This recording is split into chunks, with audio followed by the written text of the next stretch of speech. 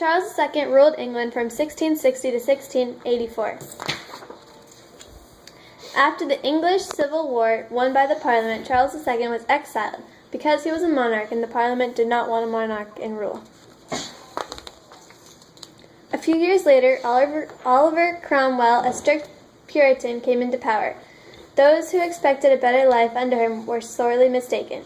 He banned all parties, music, theater, dancing, and even Christmas.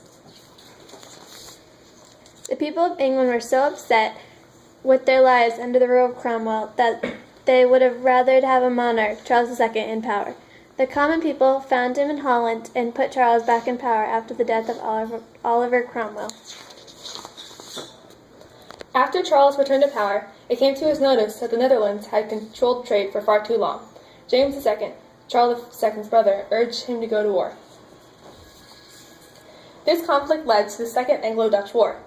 England hoped to frustrate the Dutch trading ships enough for England to take over and control commerce. In 1666, a fire broke out in London. A baker's maid, exhausted from a long day's work, forgot to put out the ovens. In the middle of the night, a gust of wind flew through the bakery and sparks flew from the confines of the oven. These sparks led to fire.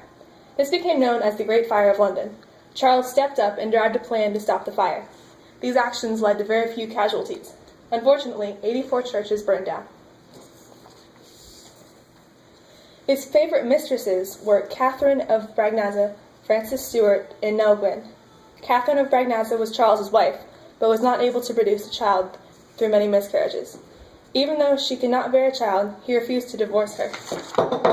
Frances Stuart was disfigured by smallpox, but still held the affections of Charles. Charles considered divorcing Catherine to marry Frances, but she denied him. Nell Gwyn was one of his more crafty mistresses.